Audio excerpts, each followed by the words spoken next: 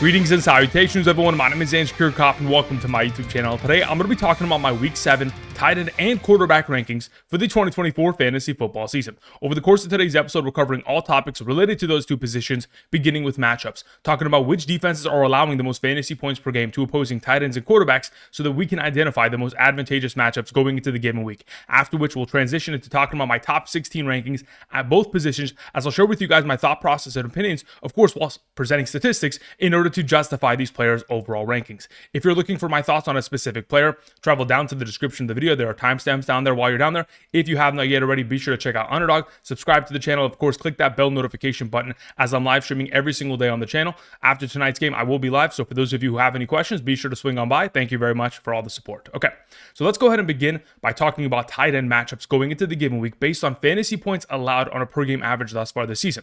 So I've gone ahead and accumulated the tight end receiving statistics allowed by every individual team and defense. So the Kansas City Chiefs at the top of this conversation, allowing 14.28 fantasy points per game on average, even though this defense hasn't allowed a lot of receiving touchdowns to opposing tight ends. Where they have struggled is overall the target department, receptions, and receiving yards that continue to dice up this defense. And going into this week, of course, there's an opportunity on hand for George Kittle to have himself another huge performance. Either way, the Rams, the Packers, the Colts, Seahawks, Ravens, etc. These are other matchups that we're absolutely taking advantage of. I will refer back to these statistics over the course of today's episode. Just wanted to go ahead and share some of the more advantageous matchups going into the week. Some of the more disadvantageous matchups reside in this overall area with the Tennessee Titans, Philadelphia Eagles, Miami Dolphins, Texans. We might want to be careful in some of these scenarios, but if you are playing a stud tight end and they do have a difficult matchup, oftentimes you just have to go blind into it and play your stud regardless, because again, oftentimes some of these defenses really haven't taken on great tight ends on a weekly basis. Therefore, the numbers are skewed in the opposite direction. All right, now that this is all covered, let's go ahead and transition into talking about my top 16 tight end rankings.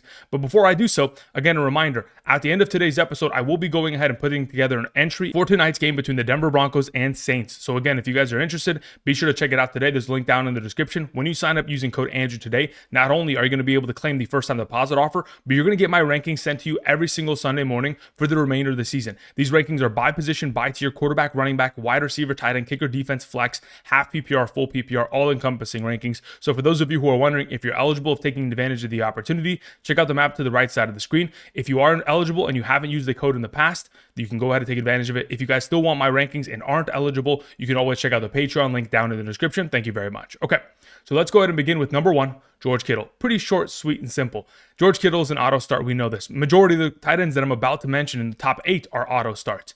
But as of right now, George Kittle is the best tight end in fantasy football, and perhaps even the National Football League based on how well he has played as of late. Coming off of a week in which he scored 2 touchdowns, I mean, that's 3 consecutive weeks of finding the end zone. And as long as he continues to do so, he's going to be fantasy relevant. Amongst all players in the National Football League, he's number 5 in terms of total red zone targets and number 1 in terms of total red zone receiving touchdowns. He has an opportunity taking on the Chiefs, which is quite literally the best matchup at the position, nearly allowing 15 fantasy points per game to opposing tight ends. My expectation is a huge week here from George Kittle. Now, on the opposite side of this overall matchup, we have, of course, the 49ers taking on the Chiefs. And the Chiefs starting tight end is Travis Kelce. And in the last 2 weeks, in the absence of Rashee Rice within this lineup, we have seen a lot of upside from Travis Kelce. In fact, in his last 2 games, 9 targets, 7 catches, 89 yards, 12.4 fantasy points and a half PPR, 10 targets, 9 receptions, 70 yards, and 11.5 fantasy points. The opportunities there, the old Travis Kelce, the 2023, 2022 Travis Kelce is within the lineup, mainly because, again, the volume of opportunity is continuing to go in his direction rather than someone like Rashee Rice because of the necessity of them to have to give Travis Kelce the ball. Nonetheless, they're taking on the 49ers. Most recently, we have seen Arizona Cardinals tight ends, 8 catches for 60 and a touchdown against this defense,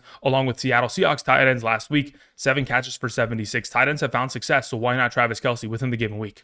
Moving on to our number 3, to continue the S tier, we have Brock Bowers. Bowers has been able to have back-to-back games of 10 or more targets and 8 or more receptions. Ridiculous numbers for a rookie tight end, and he continues to deliver. And, of course, with Devontae Adams being officially traded, Jacoby Myers still dealing with an ankle injury, he is going to continue to be the mainstay number 1 target of this offense. As we continue, regardless of who's playing quarterback, he's going to be funnel targeted. This week, He takes on the Rams. It is the second best matchup at the position. They're allowing nearly 12 fantasy points per game. The expectation is another huge week here from Brock Bowers. And if he's able to find the end zone, I mean, really, he's going to be like a top 15 prospect by the end of the week overall.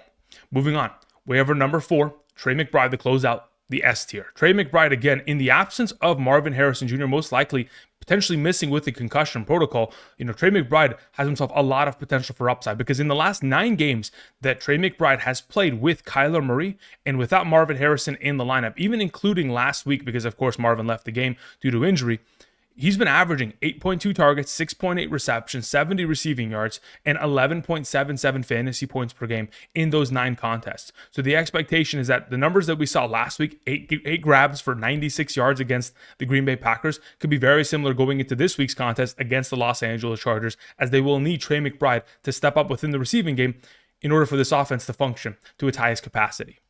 Beginning the A tier, we have the thumbnail of today's episode, Evan Engram. Look, it's pretty short and sweet. Evan Engram is the number 1 target of this offense. And as much as we want BTJ to be that, Evan Engram has the rapport with Trevor Lawrence, and that was immediately found once again after coming back from his hamstring injury. 10 targets, 10 receptions, and 102 receiving yards is not by accident, it is by design. Getting a 29% target share within the offense in your first game back from injury just speaks to how much of that connection they have. Very similar in which the way we saw Jake Ferguson come back from his injury and immediately find success with Dak Prescott. Of course, we found that with Evan Engram at an even higher extent. Now, if we go back to last season, 2023 weeks 13 through 18. At the back stretch of the season, that is where Evan Engram truly took over this offense. He was averaging 10.2 targets per game, 8.3 receptions, 73 receiving yards, and 0.7 touchdowns on a per game average. The expectation is that Evan Engram, back at a full capacity, will continue to dominate as the number 1 receiving threat of this offense. Number 6 is Sam LaPorta, coming off of a week in which he was able to save his overall performance with a 52-yard reception for a touchdown, running down the sideline, diving for the pylon. He saved many of our weeks, but this week has an opportunity to get right, mainly because he takes on the Minnesota Vikings, the 7th best matchup at the position. This defense is allowing 10.3 fantasy points per game to opposing tight ends as of late. Most recently, we have seen New York Jets tight ends, 6 catches for 55, Green Bay tight ends, 9 catches, 66 and a touchdown, and San Francisco 49ers tight ends, 9 catches, 102 and a touchdown. The expectation is that Sam LaPorta will get himself more utilization. Last time out against the Minnesota Vikings in week 18 of last season, 11.4 fantasy points is what he had. The expectation is Sam LaPorta in a potential shootout matchup, the highest scoring implicated game based on Vegas's overall total. If this is going to be a shootout, LaPorta should have himself a solid week in a good matchup. Moving on to our number 7, we have Kyle Pitts. Kyle Pitts, back-to-back games of 70 or more receiving yards. That is the first time he has ever accomplished that since his rookie year with Matt Ryan. Oh, what a surprise. You give him a solid quarterback to throw him the ball that's not named Marcus Mariota or Desmond Ridder, and he's going to be successful? Well, here we go. Of course, Kyle Pitts is becoming more of a reliable option, and hopefully consistency is going to be a part of his overall production. Going into this week's matchup against the Seattle Seahawks, of course, we most recently just saw George Kittle have himself a huge game of 2 touchdowns. The Seattle Seahawks are the 5th best matchup at the position, allowing nearly 10.5 fantasy points per game to opposing tight ends. So we would expect that hopefully Kyle Pitts, his overall opportunity share and the yards after the catch are going to continue to build up as he is in the right direction as of late. Moving on to our number 8, we have TJ Hockenson. Now, this is a speculation rather than a guarantee. I can't guarantee you that TJ Hockenson plays, but what I can guarantee is that the entire situation going into this week revolves around him really wanting to play, primarily because of how he sustained his ACL injury last year. In the final game of TJ Hawkinson's 2023 campaign, you got to remember, prior to his overall injury, he was the number 2 tight end in fantasy football. Additionally, he sustained his injury against Kirby Joseph and the Detroit Lions. Went straight for his knee, blew it out. So this is a revenge game, and he's probably been thinking the entire offseason, this is the point that I want to come back. I want to come back against the Detroit Lions and deliver an absolute destructive performance against that defense, which he's certainly capable of doing even in his first week. So if he's active and ready, he's in my starting lineup going against the Detroit Lions.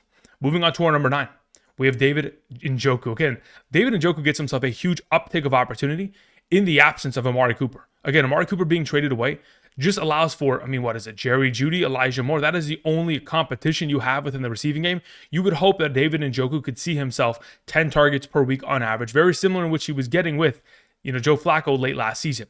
Obviously, this most recent week, 7 targets, 5 catches, 31. We're going to hope that number increases, especially considering we have the Bengals matchup, the 9th best at the position, allowing 9.8 fantasy points per game. Most recently, we saw Ravens tight ends absolutely torched this secondary. 10 targets for 132 and 3 touchdowns. Hopefully, David Njoku's given a higher sense of overall opportunity share within this overall offense.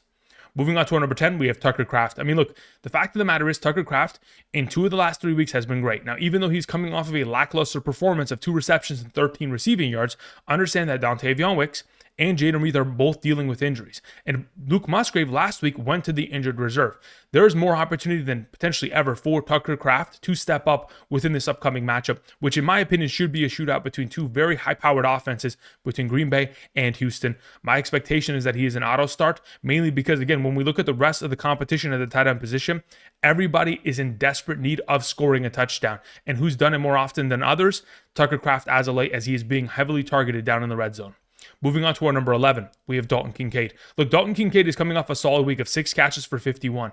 And even though we did see Dawson Knox score the receiving touchdown, and that is unfortunate, this week he has an opportunity of taking on the Tennessee Titans, quite literally the most difficult matchup at the position. I don't love the overall proposition of him playing against the Titans, but then again, the Titans haven't taken on very many elite tight ends thus far this season. So if we're going to get into the conversation of if Amari Cooper's not there, is Dalton Kincaid an auto start? Absolutely. If Amari Cooper is in the lineup, does that diminish his overall opportunity? It could, or potentially, because Amari Cooper is pulling so much coverage, it could open up a more opportunity for Kincaid over the middle of the field. Number 12, we have Cade Otton. Look, Cade Otton is coming off of his season high of 8.5 fantasy points and a half PPR this last week, mainly because, again, he scored a receiving touchdown.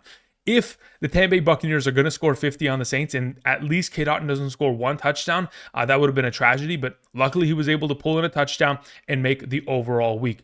This is the first touchdown he has scored thus far this season. I don't expect him to score another touchdown, especially considering the Baltimore Ravens haven't allowed a receiving touchdown to an opposing tight end thus far this season. But this defense has allowed the 6th most fantasy points per game to opposing tight ends based on receptions and receiving yards. Therefore, Cade Otton in line for a pretty solid week here. Moving on to our number 13, we have Dalton Schultz taking on the Green Bay Packers. Again, the Green Bay Packers, the third best matchup, 10.77 fantasy points per game. And in the absence of Nico Collins, there's just more target opportunity for him. Coming off of a week in which he had 8 total targets, if those numbers continue to stay consistent and he's able to at least haul in a couple more receptions, find himself with a game where he gets 6 or 7 receptions, 50, 60 yards, that wouldn't be out of the realm of possibility, especially considering they're taking on the Green Bay Packers, who, of course, in the last 2 weeks have allowed 7+ receptions to both McBride and Colby Parkinson. Moving on to our numbers 14. We have Hunter Henry. With the new quarterback change, I think it just gives me more confidence in starting Hunter Henry, on top of the fact that it's the 8th best matchup taking on the Jacksonville Jaguars in London. Again, we've most recently seen Cole Kmet against this defense, 5 catches, 70 and 2 touchdowns. Indianapolis tight ends, 4 catches, 49 and a touchdown. And Buffalo Bills tight ends, 4 catches for 48 and a touchdown. Teams are finding success with their tight ends against Jacksonville. So why not Hunter Henry this upcoming week? Coming off of a pretty solid game of 3 receptions, 41 and a touchdown with Drake May at quarterback. Moving on to our number 15, we have Pat Freiermuth. The assumption would be that Russell Wilson's elevation as a more polished passing option in comparison to Justin Fields is going to provide more opportunity to Pat Freiermuth within this offense. Are there a lot of other tight ends that are competing for targets within this offense? Absolutely. But the Jets are a matchup you can certainly take advantage of. We just most recently saw Kincaid and Dawson Knox combined for 7 catches, 63 and a touchdown.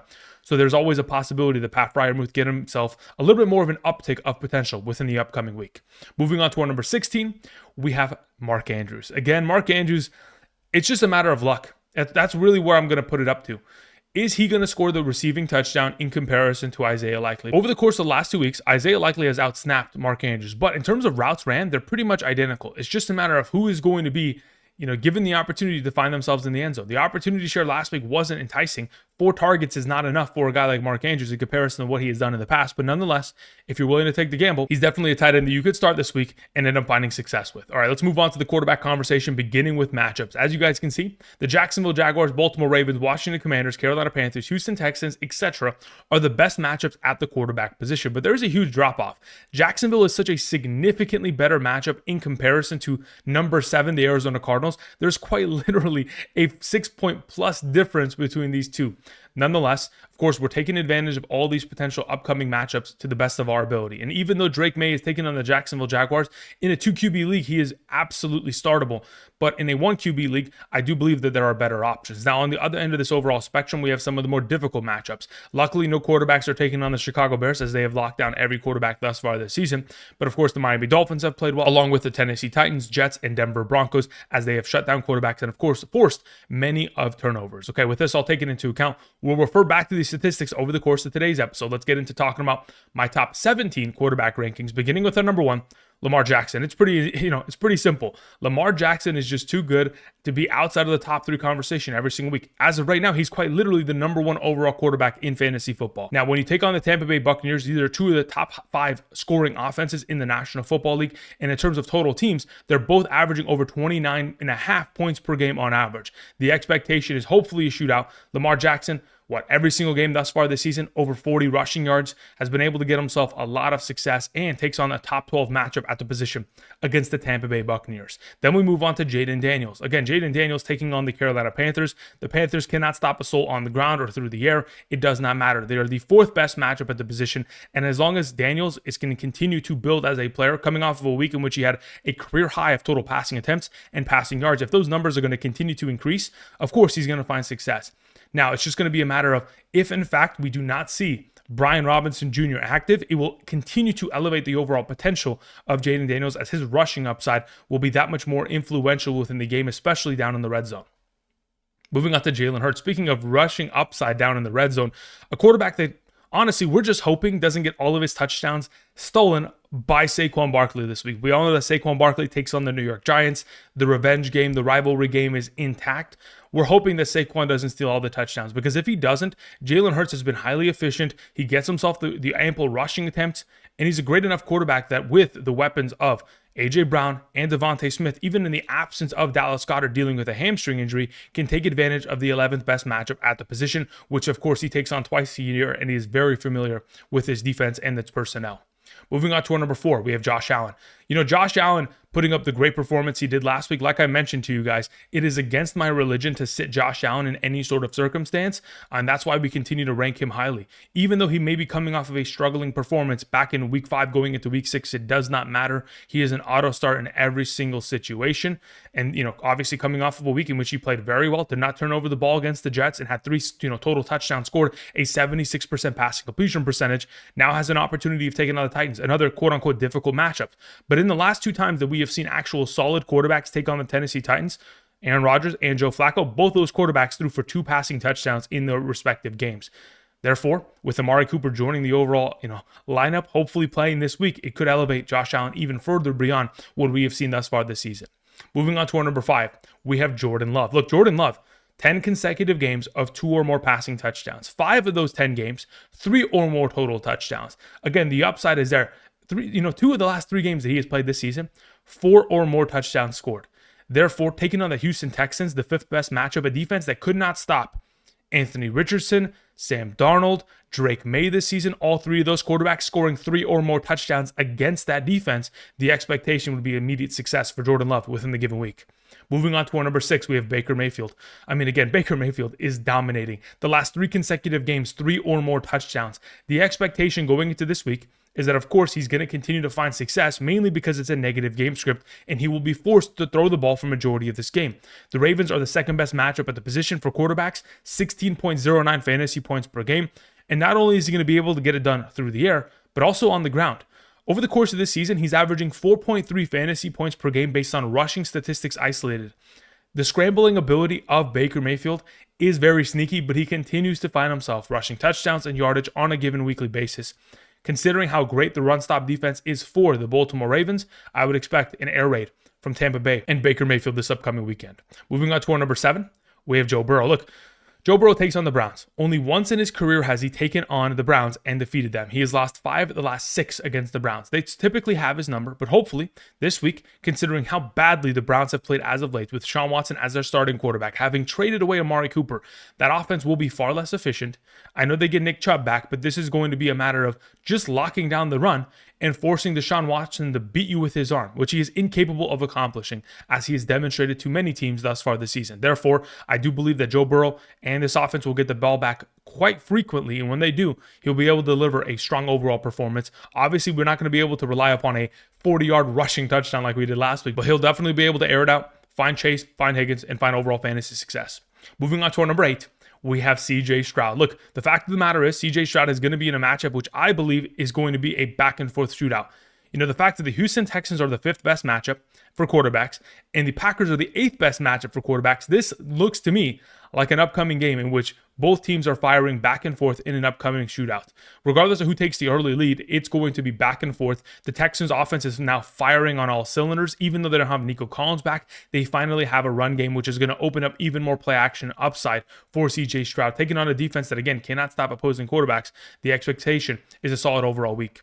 Moving on to our number 9 and our number 10. We'll talk about both these players, honestly, at the same time. I mean, look, the fact of the matter is, this is going to be a shootout. Based on Vegas's overall total line, they're expecting this to be the highest scoring implicated game of the week. We have Sam Darnold, who thus far this season has looked incredible. And with all the weapons that surround him, with, Justin Jefferson, Jordan Addison, and the potential return of Hockenson, of course, we would anticipate a lot of success, especially with no, Hutchinson running him down over the course of this game. Then we have Jared Goff, who, again, over the course of the last 3 games, has been able to sustain an 82% passing completion percentage, coming off of incredible performances as of late. Week 18 of last year against this same defense, 300 passing yards, 2 passing touchdowns. I'm expecting both these teams, considering their defenses are great at stopping the run, this game should be an air raid between both offenses and both finding success. Moving on to our number 11, we have Brock Purdy, who's coming off of an incredible week of 255 yards and 3 passing touchdowns. And even though he does take on the Kansas City Chiefs, and the Chiefs defense is incredible, and they've been able to stop the run and stop the pass, as good as any team in the National Football League thus far this season. There's a reason why the Kansas City Chiefs have remained undefeated, despite the fact that their offense has not been able to pull their own weight. The fact of the matter is, I still do believe that there is enough weapons at the disposal of Brock Purdy to be able to just air it out and find success. So last time Brock Purdy took on this defense, found himself success in the passing game. I'm expecting them to double down on that and continue to air it out against Kansas City secondary. Moving on to our number 12. We have Kyler Murray. Look, Kyler Murray, without the services of Marvin Harrison, I mean, again, it's probably going to be rough, but he does take on the Chargers, which in my opinion, again, with a controlled environment, without any weather concern, with the running game intact, and them not, getting blown out early, that game was pretty much over at halftime against the Green Bay Packers. Hopefully, with a completely intact stadium, everything in control, Kyler Murray, the rushing game, will be far more relevant than it was last week going into the upcoming matchup. We did see earlier today a couple pieces of information regarding Marvin Harrison and him potentially playing because there were some steps taken forward in the concussion protocol that were positive, but we'll have to keep that monitored as we progress. Moving on to our number 13, we have Aaron Rodgers. In 4 of the last 5 games, Aaron Rodgers has thrown for 2 or more passing touchdowns. Okay, just to put that into perspective, he's already been a solid quarterback this year. And now you inject Devontae Adams, quite literally one of Aaron Rodgers' favorite targets in his entire career, outside of a guy like Greg Jennings or, Jordy Nelson, Randall Cobb. You get Devontae Adams, who is still playing great football. My expectation is that this 2 passing touchdown quarterback could end up getting into that 3 range, getting into 253 passing touchdowns in any given week. Aaron Rodgers still got it. Now that he has all the weapons at his disposal, the upside, especially with the new offensive coordinator, looks a lot sweeter than it has in weeks past. Moving on to our number 14, we have Kirk Cousins. Look, Kirktober is still in effect.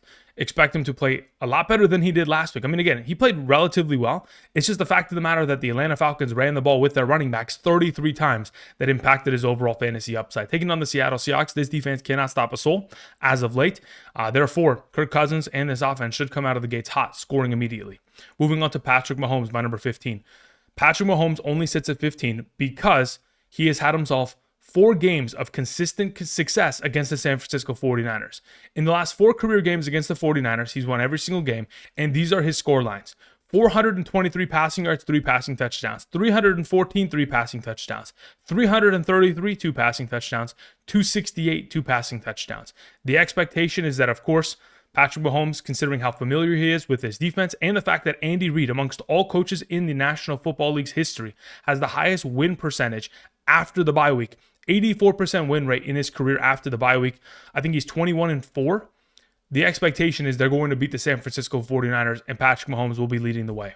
Moving on to our number 16 and our number 17, it's kind of a coin flip as to how you want to play it. Anthony Richardson still scares me because he can get injured at any given moment. If he gets a full practice for the entire week, great. We cannot ignore the fact that it's still a tough matchup against the Miami Dolphins. Therefore, if it was me and I had to choose between one of these 2, I would play Geno Smith taking on the Atlanta Falcons. Again, Geno Smith, 6 consecutive games of 1 passing touchdown. He has elevated his overall fantasy experience with his rushing ability. But this week against the Atlanta Falcons, I do believe that he should be able to have himself a lot more success than just 1 passing touchdown. If this offense is capable of starting hot throughout the overall game, again, in the last 3 weeks, they're averaging less than 7 points per game in the first half. If they can start hot, keep up with the Atlanta Falcons, we could see a shootout very similar in which we had, the Atlanta Falcons taking on the Tampa Bay Buccaneers just a couple weeks back. All right, that's going to cover it in regards to my tight end and quarterback rankings. We're going to close out today's episode by traveling on over to Underdog and putting together a pick'em entry for tonight's game between the Denver Broncos and New Orleans Saints. Let's check that out right now. So my two favorite plays going into tonight are the following: Juwan Johnson higher on total receptions and Devon Vele going higher on his overall receiving yards. Now, I did go and look around to see if I could find, receiving yards in the first quarter. Nothing really popped out to me as something that I really liked in order to suggest. So these are my two favorite plays. In order to put together an entry, you need players from multiple teams. Therefore, in order to just suffice for tonight's game, these are the two favorite plays. And I'll tell you why. Devon Vele is the primary slot receiving option of the Denver Broncos. And he played about 80% or more percentage of the overall snaps over the course of his first two games of the season within the slot position. Therefore, we are expecting him to find himself a lot of success against the Saints nickel cornerback who cannot cover a soul. Over the course of this entire season, the Saints have been significantly better at stopping outside wide receivers, a la Mike Evans, this last week, in comparison to slot receiving options. For example, Chris Godwin, Devontae Smith, CeeDee Lamb's. There's a bunch of wide receivers over the course of the season that within the slot position have dominated against the Saints, and I'm expecting Devon Vele, a 6'5" wide receiver, to be able to take advantage of the overall opportunity share. And he's been able to surpass this number of 32.5 receiving yards in both of his games, or 31.5 receiving yards in both of his games in his overall career. Now, as for Juwan Johnson and his overall upside, thus far this season, we have seen the last 5 teams that have taken on the Denver Broncos abuse them with their tight ends. These are the reception counts from tight ends from their respective teams against the Denver Broncos. Pittsburgh, 5 receptions. Tampa Bay, 8 receptions. New York Jets, 6 receptions. Las Vegas, 8 receptions. Los Angeles Chargers, 5 receptions. The expectation is when, we don't have Olave, we don't have Shaheed, and these incredible cornerbacks and secondary members of the Denver Broncos are able to lock up those wide receivers, that of course, the tight end position in Juwan Johnson, who's played the most snaps of his entire season in the last 2 weeks and has ran his most overall routes within these last 2 games. I'm expecting him to get far more utilization than he typically would and find himself with 3 receptions within the overall game. I put a $25 overall entry on it in order to turn it to 62.25. If you guys are interested in following, check it out. Otherwise, if you can go ahead, put together your own slips going into tonight's game, be sure to do so. There's a link down in the description to head on over to Underdog. Use code Andrew today to not only get, of course, the first time deposit offer, but also get my rankings every single Sunday morning for the remainder of the season. I'll be back tomorrow with Hidden Gems and back later tonight with, of course, our live stream after the game. Thank you, everybody, for watching. And until next time, I'll see you guys. Peace.